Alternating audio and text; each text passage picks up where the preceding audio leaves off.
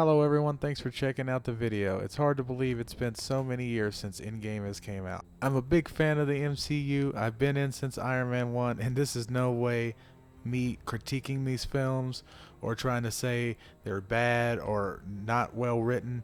It's just simply a plot hole that I have seen since day one and nobody has seemed to talk about.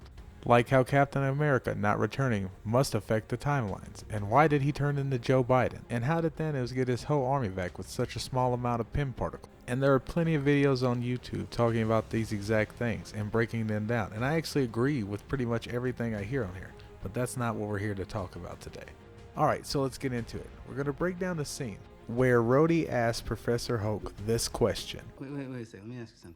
If we can do this, go back in time, why don't we just find baby Thanos,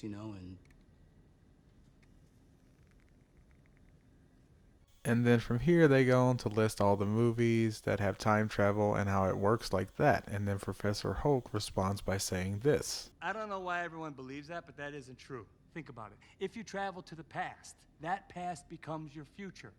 And your former present becomes the past, which can't now be changed by your new future. Exactly.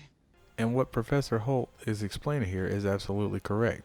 What he's talking about is known as a paradox. So if you go back in time to change an event and then you successfully do that, then the system of events that led you to do it will never take place.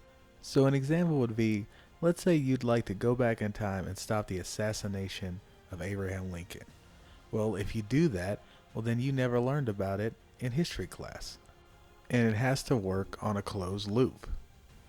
So therefore it just falls apart. And in this movie they set it up specifically like this. They could have gone by any rules they want to. It's all make-believe. But they set up this specific rules. So now we come to the main point, the biggest plot hole. And the Thanos that comes to fight in the future, he is the 2014 Thanos. So technically this is when he was still hiding in the background, where we didn't really see him, we knew him, we saw little clips, and he was on his conquest looking for the stones. So in the giant battle where Tony gets a hold of the Infinity Stones and snaps everybody away, that means everybody that's gone is from the 2014 era. So which means that's in direct contradiction of the whole point that they made. They went out of their way to make this point, that you can't just go back in time and kill someone and assume everything is going to be okay, because then they are never there to set in play all the things that happen that make you go back in time in the first place. Which means Thanos and his crew who came from 2014, they can't return to 2014 because they have been dusted. And there it is. So ultimately they really only set one big rule for time travel, and they went out of their way to do it. And then they instantly broke it. So that is the biggest plot hole. And I really don't know how nobody has brought this up, because essentially you can't argue with this. It's the exact same thing they said not to do. They suggested killing baby Thanos. And they said, well, we can't do that. That's not how time travel works.